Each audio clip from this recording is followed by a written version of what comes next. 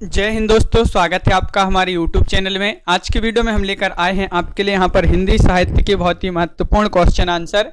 तो वीडियो को पूरा अवश्य देखना है। अगर आप चैनल पर पहली बार आए हैं तो चैनल को सब्सक्राइब कर लें, वीडियो को लाइक कर लें और ज़्यादा से ज़्यादा वीडियो को शेयर करें ताकि अन्य लोग भी यह वीडियो देख सकें। बहुत ही महत्वपूर्ण क्वेश्चन आंसर आपको यहाँ पर लेकर आए हैं, तो सभी लोग यहाँ पर आ जाए। महत्वपूर्ण क्वेश्चन आंसर है अपने। और आज का अपना यहाँ पर फर्स्ट क्वेश्चन क्या है, तो देखिए आज का अपना यहाँ पर फर्स्ट क्वेश्चन दिया गया है। महत्वपूर्ण क्वेश्चन पूछा गया है। देखिए कि व्यंग्य की सर्वाधिक प्रखरता किसके काव्य में पाई जाती है, ये आपको बताना है। 4 विकल्प आपके यहाँ पर दिए हैं, आंसर आप कमेंट में जरूर बताएं। सभी लोग आ जाएं। बहुत ही महत्वपूर्ण क्वेश्चन आंसर है अपने ए, और बिल्कुल सही राइट आंसर है नागार्जुन, त्रिलोचन, निराला या रंगी राघव।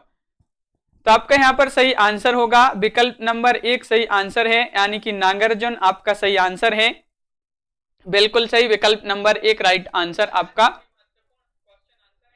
यहाँ पर बिल्कुल सही। तो विकल्प नंबर 1 राइट आंसर है, नागार्जुन आपका सही आंसर है। क्वेश्चन नंबर आपका यहाँ पर देख लेते हैं 97वां क्वेश्चन है। देखिए अज्ञे की किस काव्य कृति का विषय प्रेम है, वह काव्य कृति आपको बताना है। अज्ञे जी की बताइए। इत्तलम, चिंता, भग्नदूत या आंगन के पार द्वार।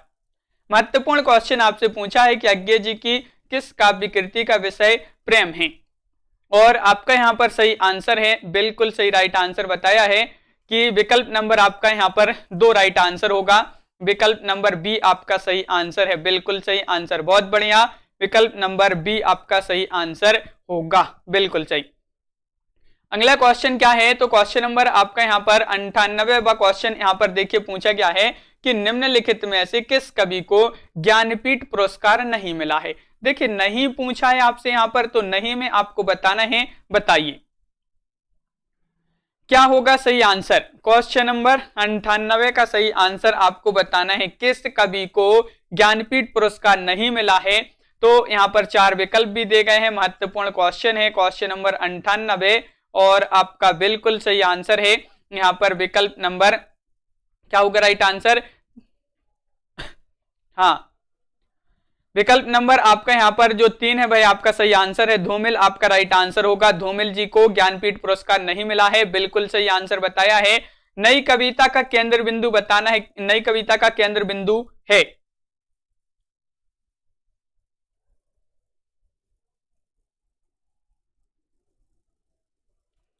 हाँ, तो आपका यहाँ पर सही आंसर क्या है। क्वेश्चन नंबर आपका यहाँ पर 99वां क्वेश्चन पूछा गया है। महत्वपूर्ण क्वेश्चन है। नई कविता का केंद्र बिंदु है प्रकृति वर्णन, निर्धनता का चित्रण, शोषक वर्ग की चिंता या लोक जीवन की अभिव्यक्ति। क्वेश्चन नंबर 99 का सही आंसर बताना है, और आपका सही आंसर है यहाँ पर नई कविता का केंद्र बिंदु है तो लोक जीवन की अभिव्यक्ति। विकल्प नंबर 4 आपका सही आंसर होगा। विकल्प नंबर डी राइट आंसर है, बिल्कुल सही। डी जिन्होंने भी बताया है उनका यहाँ पर सही आंसर होगा। क्वेश्चन नंबर आपका यहाँ पर 900वां क्वेश्चन पूछा है। महत्वपूर्ण क्वेश्चन पूछा गया है। देखिए संत काव्य नाम किसने दिया है, ये महत्वपूर्ण क्वेश्चन आपसे पूछा गया है। बताइए। तो राहुल सांकृत्यन, या फिर आचार्य रामचंद्र शुक्ल, रामकुमार वर्मा, या फिर हजारी प्रसाद द्विवेदी।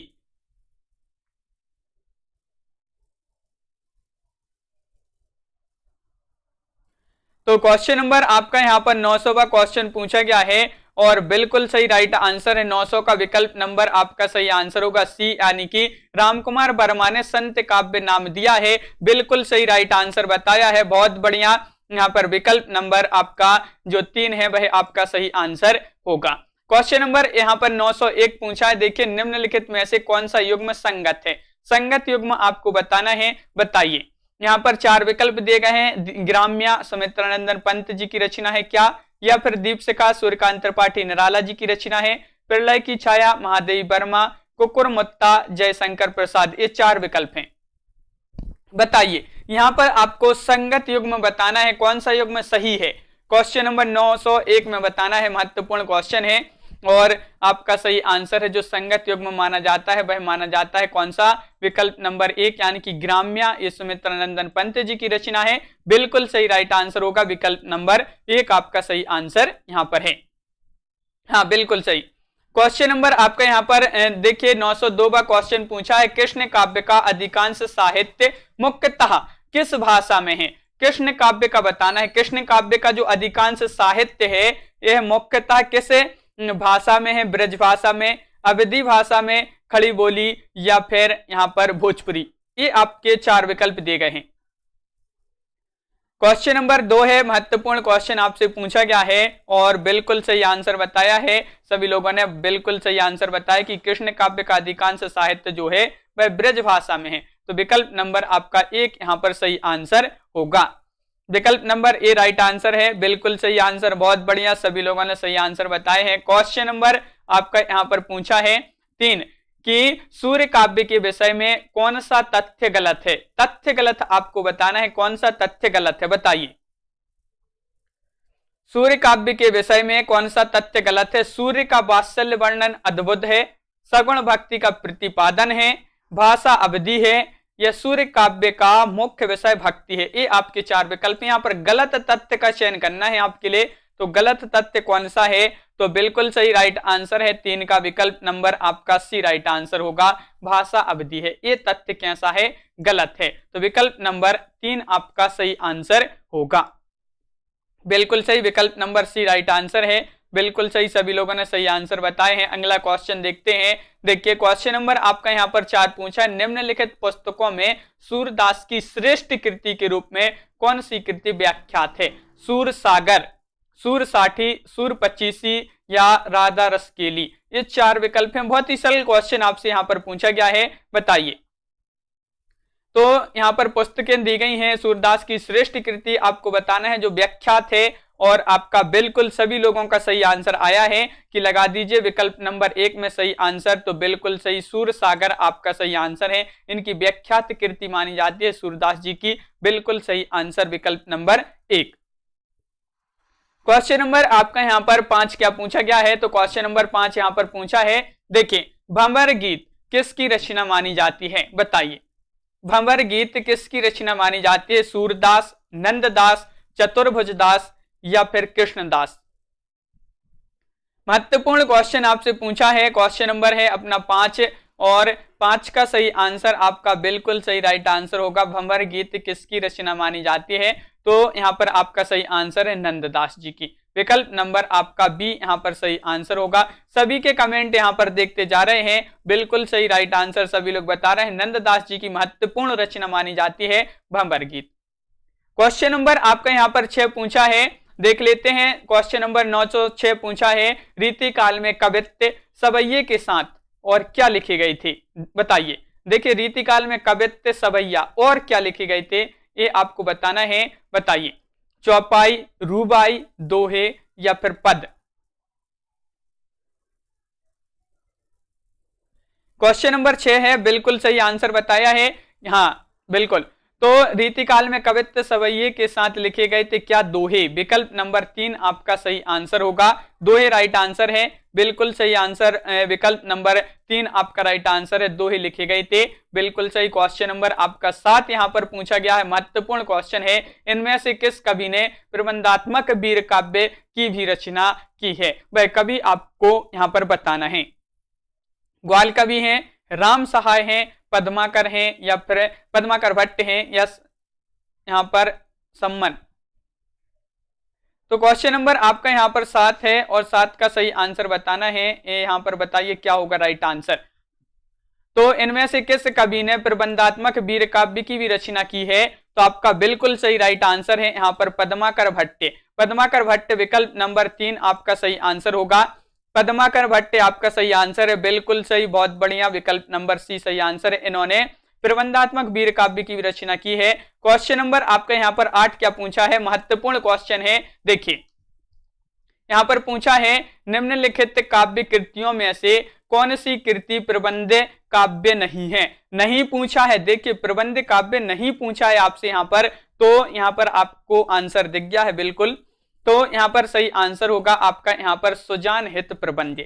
सुजान हित प्रबंध यानी कि विकल्प नंबर आपका 4 सही आंसर होगा। देखिए जो सुजान हित प्रबंध है ये प्रबंध काव्य नहीं माना जाता है, ये कृति बिल्कुल सही राइट आंसर है, प्रबंध काव्य नहीं है।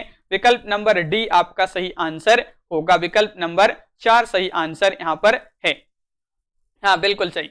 अगला क्वेश्चन क्या है, तो क्वेश्चन नंबर आपका यहाँ पर 9 पूछा है, प्राकृत अनुशासन, प्राकृत अनुशासन के लेखक कौन माने जाते हैं?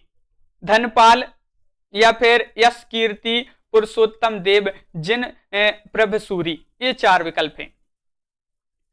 महत्वपूर्ण क्वेश्चन पूछा गया है, सभी लोग एक बार वीडियो को लाइक अवश्य कर लेंगे। जिन्होंने अभी तक वीडियो को लाइक नहीं किया है, अपनी रोज क्लास होती है ये, और अपना यहाँ पर सही आंसर होगा, बिल्कुल सही आंसर बताया है कि यहाँ पर जो प्राकृत अनुशासन के लेखक माने जाते हैं वह पुरुषोत्तम देव माने जाते हैं। विकल्प नंबर आपका 3 यहाँ पर सही आंसर होगा।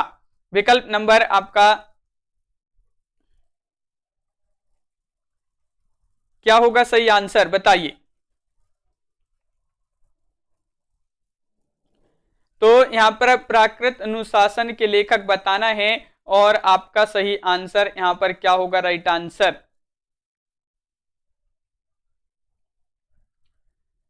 तो बिल्कुल सही राइट आंसर है आपका यहां पर प्राकृत अनुशासन के लेखक कौन माने जाते हैं, ये आपसे पूछा है। तो आपका यहां पर सही आंसर क्या है, तो बिल्कुल सही राइट आंसर है आपका यहां पर जिन प्रभसूरी आपका सही आंसर होगा, जिन प्रभसूरी राइट आंसर है।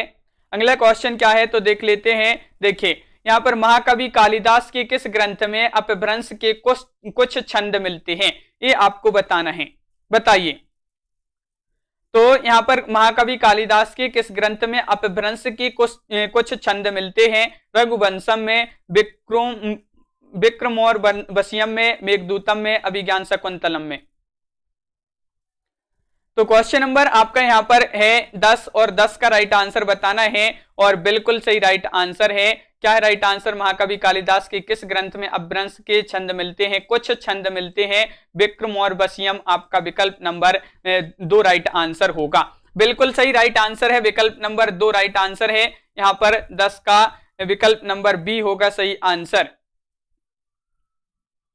अगला क्वेश्चन क्या है, तो क्वेश्चन नंबर आपका यहां पर पूछा है 11 अपभ्रंश में कृष्ण कथा का सूत्रपात किसने किया? क्वेश्चन नंबर 11 का राइट आंसर बताना है, बताइए। क्वेश्चन नंबर 11 का राइट आंसर बताना है, अपभ्रंश में कृष्ण कथा का सूत्रपात किसने किया है? तो राइट आंसर क्या होगा? पुष्पदंत, स्वयंभू, हरि भद्रसूरी या विनय चंद्र सूरी। क्वेश्चन नंबर 11 है, महत्वपूर्ण क्वेश्चन आपसे पूछा है और आपका बिल्कुल सही राइट आंसर है। यहाँ पर क्वेश्चन नंबर आपका 11 है और 11 का सही आंसर बताना है, अपभ्रंश में कृष्ण कथा का सूत्रपात किसने किया? तो बिल्कुल सही राइट आंसर होगा यहाँ पर 11 का आपका सही आंसर क्या है? स्वयंभू आपका सही आंसर होगा, विकल्प नंबर 2 होगा आपका सही आंसर। बी राइट आंसर है स्वयंभू। अगला क्वेश्चन क्या है, देखिए सिद्ध कवियों की भाषा को संध्या भाषा किसने कहा है, बताइए। क्वेश्चन नंबर आपका यहाँ पर 12 है, सिद्ध कवियों की भाषा को संध्या भाषा किसने कहा है? हेमचंद्र या फिर अदय वज्र तथा मुनिदत्त, मेरुतुंग या फिर यहाँ पर सुकुमार सेन। क्वेश्चन नंबर आपका 12 है, महत्वपूर्ण क्वेश्चन पूछा गया है और 12 का आपका सही आंसर बताना है और 12 का बिल्कुल सही राइट आंसर है, सिद्ध कवियों की भाषा को संध्या भाषा किसने कहा है? तो आपका बिल्कुल सही आंसर होगा 12 का विकल्प नंबर यहाँ पर बी राइट आंसर है। अद्वय वज्र और मुनि दत्त आपका विकल्प नंबर बी आपका सही आंसर है, बिल्कुल सही राइट आंसर है। अगला क्वेश्चन देखते हैं। क्वेश्चन नंबर आपका यहाँ पर 13 क्या पूछा है तो देख लेते हैं। देखिए कोंकणी भाषा जो है किस अपभ्रंश से विकसित हुई है, बताइए। महत्वपूर्ण क्वेश्चन पूछा गया है, कोंकणी भाषा किस अपभ्रंश से विकसित हुई है? राजस्थानी, ब्राह्मण, मागधी या फिर महाराष्ट्री। क्वेश्चन नंबर 13 है, महत्वपूर्ण क्वेश्चन आपसे पूछा गया है और बिल्कुल सही आंसर होगा 13 का यहाँ पर विकल्प नंबर आपका क्या होगा राइट आंसर? 13 का होगा सही आंसर डी यानी कि महाराष्ट्री आपका राइट आंसर होगा। विकल्प नंबर 4 सही आंसर है, बिल्कुल सही राइट आंसर है। कोंकणी भाषा किस अपभ्रंश से विकसित हुई है? महाराष्ट्री आपका सही आंसर है। अगला क्वेश्चन क्या है? तो अगला क्वेश्चन देखते हैं। यहां पर क्वेश्चन नंबर आपका यहां पर 14 पूछा है, अपभ्रंश का सर्वाधिक लोकप्रिय छंद कौन सा माना जाता है? अपभ्रंश का सर्वाधिक लोकप्रिय छंद कौन सा माना जाता है? दोहा, रोला, छप्पई या चौपाई? क्वेश्चन नंबर आपका यहां पर 14 है, 14 का आंसर बताना है और अपभ्रंश का सर्वाधिक लोकप्रिय छंद पूछा है आपसे, तो बिल्कुल सही राइट आंसर है। क्वेश्चन नंबर आपका यहां पर पूछा है 14 और सही आंसर है दोहा, यानी कि विकल्प नंबर 1 आपका सही आंसर होगा। दोहा राइट आंसर है, बिल्कुल सही आंसर बताया है यहां पर 14 का विकल्प नंबर 1 आपका सही आंसर है दोहा।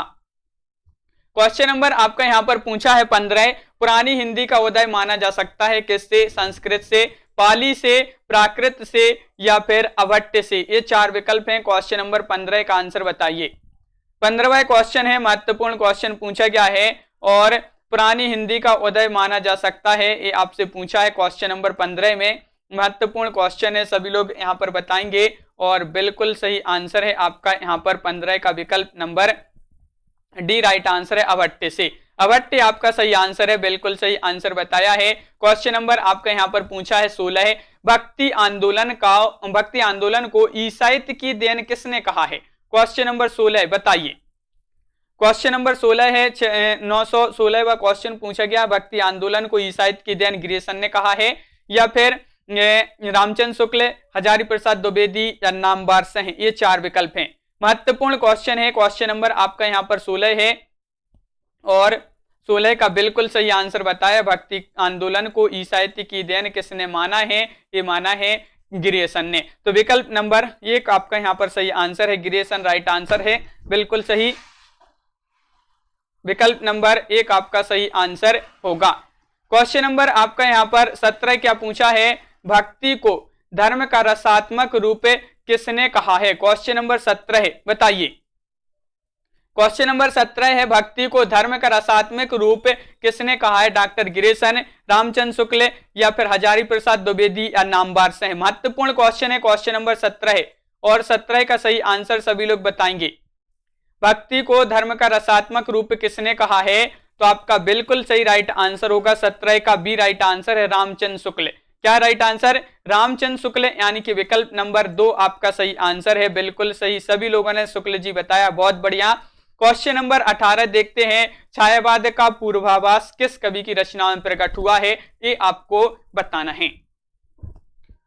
क्वेश्चन नंबर 18 है, छायावाद का पूर्वाभास किस कवि की रचनाओं में प्रकट हुआ है? मुकुटधर पांडे, रूप नारायण पांडे, लोचन प्रसाद पांडे या श्याम नारायण पांडे? ये 4 विकल्प। महत्वपूर्ण क्वेश्चन है आपका, ये बहुत ही महत्वपूर्ण क्वेश्चन है और सभी से इसका आंसर आना चाहिए। छायावाद का पूर्वाभास किस कवि की रचना में प्रकट हुआ है? और यहां पर सभी लोगों ने बता दिया है कि विकल्प नंबर 1 राइट आंसर है, मुकुटधर पांडे। मुकुटधर पांडे आपका सही आंसर होगा, बिल्कुल सही। विकल्प नंबर 1 सही आंसर है। हाँ, क्वेश्चन नंबर 19 क्या पूछा है तो देख लेते हैं। क्वेश्चन नंबर 19 है, सिद्धसेन कृत बिलासवई कहा किस कोटि का काव्य माना जाता है? ये आपको बताना है, बताइए। तो सिद्धसेन कृत बिलासवई कहा किस कोटि का काव्य है? कृष्ण काव्य, वीर काव्य, प्रेम कथा काव्य या भक्ति काव्य? क्वेश्चन नंबर 19 है, महत्वपूर्ण क्वेश्चन पूछा गया है और 19 का सही आंसर बताना है। तो बिल्कुल सही राइट आंसर बताया है कि 19 का जो सही आंसर है 1919वां क्वेश्चन है और 1919 का सही आंसर है प्रेम कथा काव्य। विकल्प नंबर 3 आपका सही आंसर है, प्रेम कथा काव्य राइट आंसर होगा, बिल्कुल सही आंसर विकल्प नंबर सी। क्वेश्चन नंबर 20 पूछा है कि आचार्य शुक्ल के अनुसार हिंदी साहित्य का आविर्भाव कब से माना जा सकता है? ये आपको बताना है, बताइए। क्वेश्चन नंबर आपका 20 है, आचार्य शुक्ल जी के अनुसार हिंदी साहित्य का आविर्भाव कब से माना जा सकता है? प्राकृत से, संस्कृत से या फिर प्राकृत की अंतिम अपभ्रंश अवस्था से या फिर पाली से? क्वेश्चन नंबर आपका 20 है और बिल्कुल सही राइट आंसर बताया है कि प्राकृत की अंतिम अपभ्रंश अवस्था से आचार्य शुक्ल जी के अनुसार हिंदी साहित्य का आविर्भाव माना जा सकता है। विकल्प नंबर 3 आपका सही आंसर होगा। क्वेश्चन नंबर 21 क्या पूछा है? आदिकाल आदिकालीन काव्यधारा में उपलब्ध नहीं है।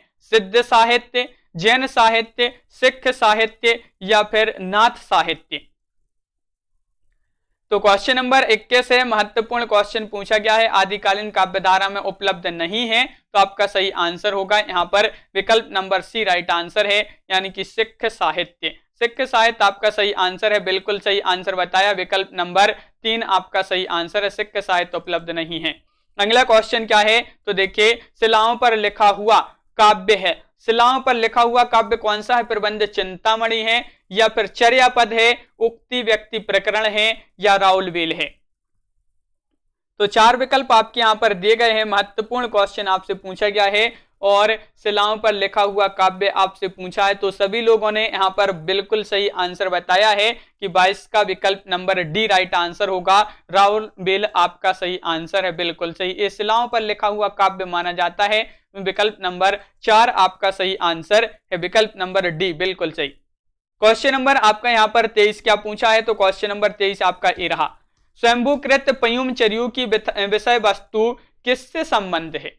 किससे संबंधित है ये आपको बताना है। क्वेश्चन नंबर 23 का सही आंसर, स्वयंभूकृत पयुम चर्यू की विषय वस्तु किससे संबंधित है? राम कथा, कृष्ण कथा, लोक कथा, जातक कथा। तो क्वेश्चन नंबर 23 का आपका बिल्कुल सही आंसर होगा कि ये संबंधित है, पयुम चर्यू की विषय वस्तु संबंधित है राम कथा से। राम कथा यानी कि विकल्प नंबर 1 आपका सही आंसर होगा, राम कथा राइट आंसर है, बिल्कुल सही आंसर बताया है सभी लोगों ने यहाँ पर, बहुत बढ़िया। क्वेश्चन नंबर यहाँ पर 24 क्या पूछा गया है? तो देखिए ये रहा क्वेश्चन नंबर 24, विसल देवरासो की रचयिता कौन है? इतना सरल क्वेश्चन है, सभी लोग बताएंगे इसका आंसर क्या होगा, राइट आंसर बताइए। विसल देवरासो के रचयिता हैं सारंगधर, नरपति नाल्य, जल्हड़ या दलपति विजय। क्वेश्चन नंबर 24 है, महत्वपूर्ण क्वेश्चन आपसे यहाँ पर पूछा गया है और सभी लोगों ने यहाँ पर बताया है कि विसल देवरासो की जो रचयिता माने जाते हैं वह नरपति नाल्य माने जाते हैं। विकल्प नंबर 2 आपका सही आंसर होगा, नरपति नाल्य आपका सही आंसर यहाँ पर है, बिल्कुल सही। क्वेश्चन नंबर आपका यहाँ पर 25 क्या पूछा है? तो देख लेते हैं, चारण काव्य की भाषा क्या है? डिंगल है, पिंगल है, संधा है या ये सभी है। क्वेश्चन नंबर 925 है, महत्वपूर्ण क्वेश्चन। चारण